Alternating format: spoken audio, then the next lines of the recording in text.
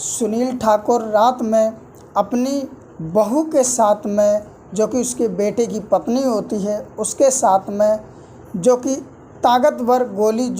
ताकतवर्धक गोली होती है उसे खा कर के अपनी बहू के साथ में शारीरिक संबंध बनाता है।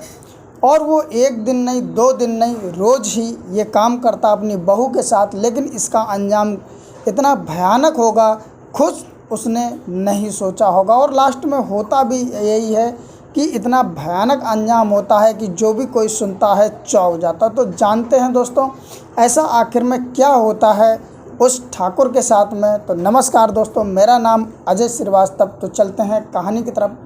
दोस्तों, ये जो कहानी है, ये कहानी है मध्य प्रदेश के रतलाम की। रतलाम में एक सुनील ठाकुर रहते हैं और उनकी पत्नी होती है और एक बेटा और एक बेटी होती है। समय अच्छा खासा गुजर रहा था, जो कि सुनील ठाकुर का जो कारोबार था वो कई ट्रकों के मालिक थे। उनका जो बिज़नेस ट्रकों का था और अच्छा खासा उनका सब कुछ चल रहा था। लेकिन बीमारी के चलते जो सुनील ठाकुर थे, उनकी पत्नी का देहांत हो जाता है।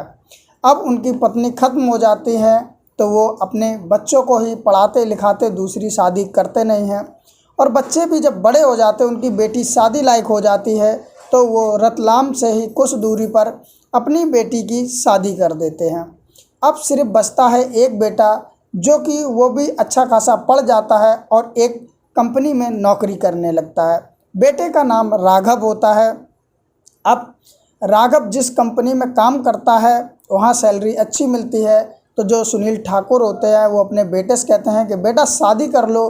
तो राघव जो होता है वो मना करता है कि नहीं पिताजी, अभी मुझे शादी नहीं करनी। दरअसल मामला तो दूसरा ही था। जो राघव होता है, उसका जिस कंपनी में वो काम करता है उसी कंपनी में एक रचना नाम की लड़की होती है, उससे उसका अफेयर चल रहा होता है, यानी कि उससे प्रेम प्रसंग चल रहा होता है। समय धीरे धीरे बीतता रहता है। अब वो रचना से इतना प्यार करता है और रचना उससे इतना प्यार करती है कि कहीं भी वो जाते तो साथ में, कहीं घूमते तो साथ में, रेस्टोरेंट जाते तो साथ में, यानी कि हर काम साथ में होता। इतना रचना उसको प्यार करती थी। एक दिन जो कि राघव होता है वो कहता है रचना से, चलते हैं, हम कहीं बाहर कभी घूमने नहीं गए, चलो रतलाम से है काफ़ी दूर घूमने चलते हैं। तो जो रचना होती है वो मान जाती है।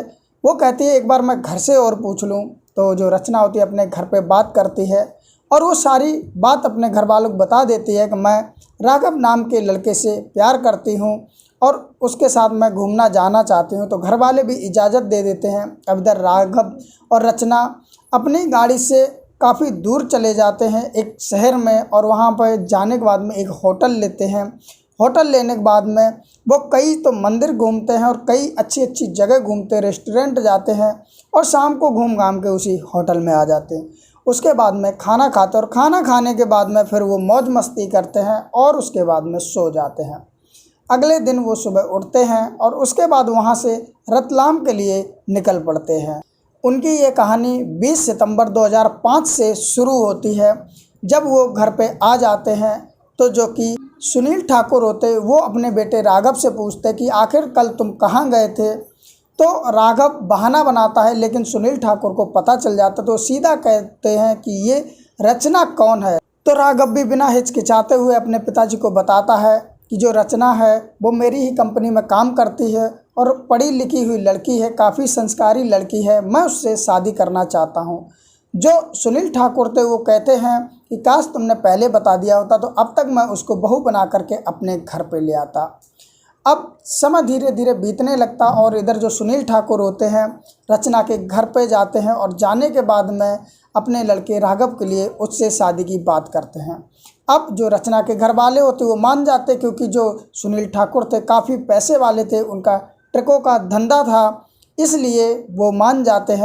और एक समय वो आता है 4 अगस्त 2008 को, जब राघव और रचना दोनों शादी के बंधन में बंध जाते हैं। अब ये जब बंध जाते हैं तो इनकी शादी हो जाती है और सुहाग रात मनाते हैं, प्यार की रंग रंगलियाँ वो रात मनाते हैं और इनकी जीवन अब हंसी खुशी से चलने लगता है। अब घर में मात्र 3 लोग थे, जो कि सुनील ठाकुर थे, उनका बेटा राघव था, अब उसकी पत्नी रचना थी। समय धीरे धीरे बीतने लगता और घर में सारा कुछ हंसी खुशी चल रहा होता कि इसी बीच एक फ़ोन आता है सुनील ठाकुर के पास 1 अक्टूबर 2009 को कि तुम्हारे लड़के राघव की जो गाड़ी थी उसका एक्सीडेंट हो गया रतलाम में ही, और मौके पर ही उसकी मृत्यु हो गई। जैसे ही सुनील ठाकुर ये बात सुनते हैं वैसे ही उनके हाथ पैर फूल जाते हैं और वो तुरंत ही घटनास्थल पर पहुंचते हैं। वहाँ का हादसा देख करके वो रोने लगते, चीखने चिल्लाने लगते। जो राघव की पत्नी होती है रचना, वो भी रोने चीखने चिल्लाने लगती है। लेकिन कर ही क्या सकते हैं, काल के आगे किसकी चली है।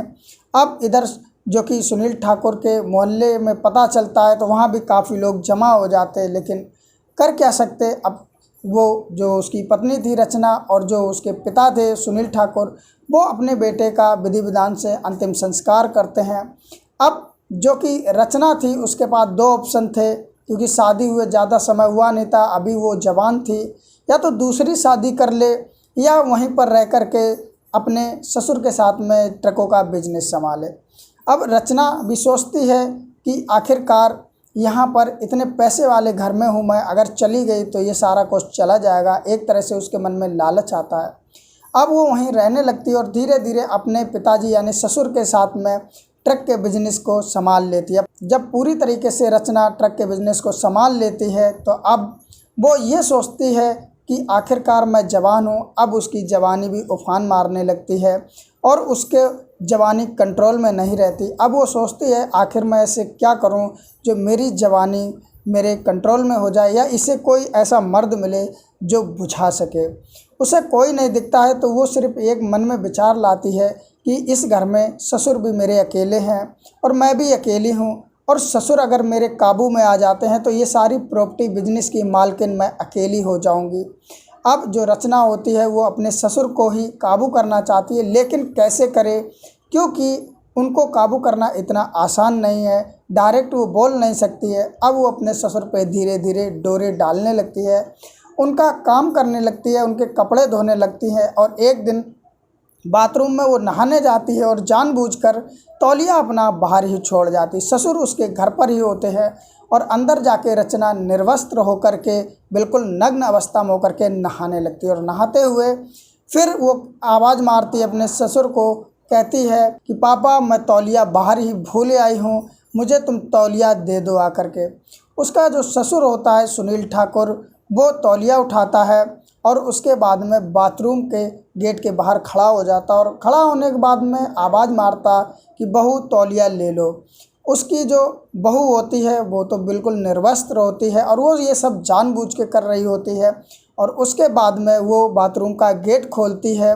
जैसे ही वो गेट खोलती है तो सुनील ठाकुर नग्न अवस्था देखता है तो उसके मन में उसका एकदम शरीर जो होता बस जाता है, उसको एक झटका सा लगता है और वो उसी का दीवाना सा होने लगता है।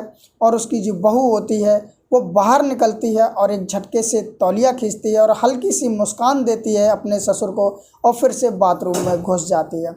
इस बात पे अब सुनील ठाकुर का माथा ठनकता है। अब वो दिन रात अपनी जो बहू होती है उसी का शरीर को बार बार याद करता है, क्योंकि वो सुंदर और जवान थी। अब उसके नज़र में बस वही सब आता है। समय कुछ बीतता है, उसके बाद में जो उसकी बहू रचना होती है वो इधर उधर से अपने पिताजी का मन टटोला करती थी, यानी कि ससुर का। और एक समय वो आता है जब हॉट कपड़े पहन लेती है और उसके बाद में जो सुनील ठाकुर थे उनको दूध पीने की शाम को आदत थी, तो उसमें शक्तिवर्धक गोली मिला करके एक रात शाम को वो दे देती है। और देने के बाद में जब उसका ससुर उस दूध को पीने के बाद में अपने कमरे में चले जाते हैं तो ये हॉट कपड़े पहन करके, काफ़ी छोटे छोटे कपड़े पहन करके ऐसे ही हल्के अर्धनग्न अवस्था में अपने ससुर के कमरे में पहुंच जाती है। और पहुंचने के बाद में अपने ससुर से छेड़ाखानी करने लगती है। और जो उसका ससुर होता है वो तो वैसे भी शक्तिवर्धक वाला दूध पिए होता है। अब उसके मन में अचानक हवस वासना जाग जाती है और वो अपनी बहू के साथ छेड़खानी करने लगता है और छेड़खानी से ये शुरुआत होती है। उसके बाद में वो बहू को अपने ही बिस्तर पर गिरा करके इस कट्टर शारीरिक संबंध बनाता है कि उसकी जो बहू होती उसकी भी आत्मा संतुष्ट हो जाती है।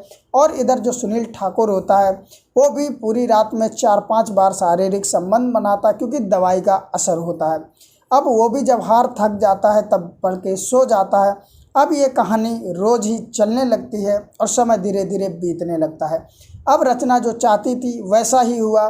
सुनील उसकी बात मानता था क्योंकि आखिरकार उसको अब वो सब करना भी तो था और समय बीतता रहता है।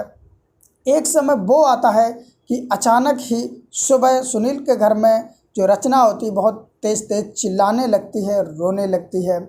उसके बाद में अड़ोसी पड़ोसी इकट्ठे हो जाते हैं और इकट्ठे होने के बाद में पूछते हैं तो रचना बताती है कि शायद रात में पिताजी को हार्ट अटैक पड़ गया और इनकी मृत्यु हो गई। जो कि सुनील ठाकुर थे अब वो इस दुनिया में नहीं रहे। उसके बाद में उनकी लड़की को भी खबर की जाती है तो उनकी लड़की आती है और आने के बाद में फिर वो सीधा अपनी भाभी रचना पर ही आरोप लगाने लगती है। कहती है तुमने ही मेरे पिताजी को मार डाला क्योंकि कल शाम को तो मैंने बात की थी, वो एकदम स्वस्थ थे, अच्छे थे, तुमने ज़रूर कुछ किया है। इतने में एक व्यक्ति कोई होता है वो पुलिस को भी इन्फॉर्म कर देता है। अब पुलिस आ जाती है और आने के बाद में जो कि उनकी लड़की थी सुनील की वो कहती है शायद मेरी भाभी ने ही इनको मार दिया हो और रचना कहती है कि नहीं ऐसा कुछ नहीं है। तो पुलिस वाले सबसे पहले सुनील ठाकुर का जो शव होता है वो पोस्टमार्टम के लिए भेज देते हैं और उसके बाद कहते हैं कि रिपोर्ट का इंतज़ार करो, हार्ट अटैक पड़ा होगा तो कोई बात ही नहीं है, अन्यथा जो भी कातिल होगा जिसने भी इनकी हत्या की होगी वो ज़रूर पकड़ा जाएगा।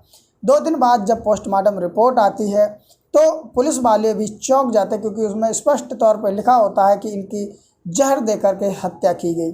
उसके बाद में पुलिस वाले रचना को गिरफ्तार कर लेते हैं और पूछते हैं। शुरुआत में तो वो झूठ बोलती है लेकिन जब वो अपने तेवर दिखाते हैं पुलिस वाले तो रचना एक एक बात कबूल देती है और कहती है कि जब मेरे पति खत्म हो गए तो मैं प्रॉपर्टी के लालच में इनके साथ में शारीरिक संबंध भी बनाया, लेकिन उसके बाद में अब इनसे भी मेरा मन नहीं भर रहा था और मुझे प्रॉपर्टी भी चाहिए थी, तो इसलिए अब मैंने इनको ही जहर दे दिया जिससे इनकी मृत्यु हो गई और प्रॉपर्टी मेरे नाम हो जाएगी, ऐसा मैंने सोचा, लेकिन मैं फंस चुकी हूँ, मुझे अब तुमने पकड़ लिया है तो कर ही क्या सकते हैं। दोस्तों इस तरह रचना जो होती है अपने मंसूबे में कामयाब नहीं हो पाती है और उसको अब जेल जाना पड़ता है और ये केस फिर अदालत में चलता है और अदालत उसको जेल की सज़ा सुना देती, यानी कि अब उसको जेल में ही रहना था और वो अभी तक जेल में ही बंद है, बाहर नहीं निकली। तो दोस्तों कैसी लगी कहानी अच्छी लगी हो तो प्लीज़ एक लाइक ज़रूर करें और जो लोग मेरे चैनल पर नए हैं तो प्लीज़ चैनल सब्सक्राइब कर लें और एक घंटी आएगी उसे दबाकर ऑल पे कर दें जिससे मेरी इस तरह की वीडियो आप तक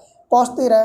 दोस्तों इस कहानी को सुनाने का मकसद किसी को परेशान करना नहीं है, किसी को ठेस पहुँचाना नहीं है, बस आप लोगों को जागरूक करना है कि हमारे बीच में आखिरकार क्या चल रहा है, जिससे आसपास हमारे कहीं ऐसा कुछ चल रहा हो तो उसे हम रोक सकें। दोस्तों आखिरी मेरा ये सवाल है, इसमें अगर आपने ध्यान से सुना तो हमें ये बताइए कि सुनील ठाकुर के लड़के का नाम क्या था। दोस्तों अपना कमेंट में ज़रूर उत्तर दें, हम आपका उत्तर अगली वीडियो में शामिल करेंगे। तो फिर मिलते हैं किसी नई कहानी के साथ, तब तक के लिए नमस्कार।